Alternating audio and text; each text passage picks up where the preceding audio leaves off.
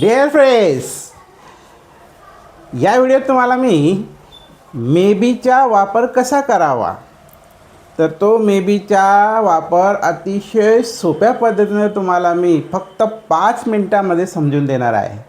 आणि त्या 5 मिनिटांमध्ये तुम्हाला मेबीचा वापर समजेल म्हणजे समजेल. आणि समजल्यानंतर तुम्ही या चॅनलला सबस्क्राईब करणं विसरू नका. लाईक आणि शेअर व्हिडिओला कराच. चला तर मग मेबीचा अर्थ काय होतो मित्रांनो? कदाचित. कदाचित म्हणजे काय? पॉसिबिलिटी म्हणजे शक्यता आहे.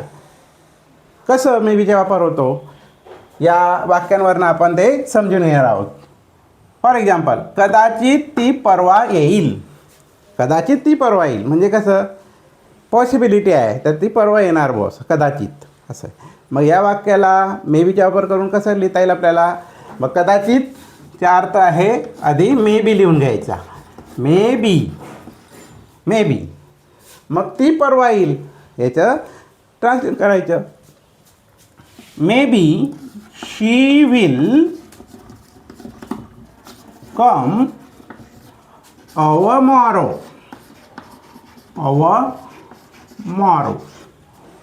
परवाला ओवर मॉरो म्हणता. आपण गेल्या व्हिडिओ शिकलो आहोत परवाला काय म्हणायचं, आजला काय म्हणायचं ते. ओके, मग काय वाक्य झालं? कदाचित ती परवा येईल. Maybe she will come our Morrow. Okay, second example, कदाचित आज पाऊस येईल. कदाचित आज पाऊस येईल. पावसाची फार शक्यता आहे, पॉसिबिलिटी आहे, तर कदाचित येईल असं. आणि पावसाची आवश्यकता आहे. लक्षात? तुम्हाला माहिती आहे, काही ठिकाणी पडतो आहे, काही ठिकाणी पडत नाही आहे. पाऊस आवश्यक आहे. मग आशा ठेवायची. पॉसिबिलिटी काय? तर कदाचित आज पाऊस येईल. याला काय म्हणाल तुम्ही मग? कदाचित. मेबी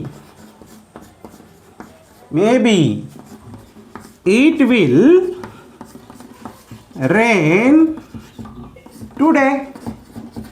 काय म्हणाल? Maybe it will rain today. कदाचित आज पाऊस येणार. दिस इज द पॉसिबिलिटी. थर्ड, कदाचित त्यांना माहीत नसेल. आता आपण म्हणतो कदाचित त्यांना माहीत नसेल. होऊ शकतं, पॉसिबिलिटी आहे, त्यांना माहीत नसेल. मग कदाचित त्यांना माहीत नसेल तर काय म्हणाल मित्रांनो? कदाचितसाठी म्हणा मेबीने सुरुवात. मेबी त्यांना माहीत नसेल. Maybe they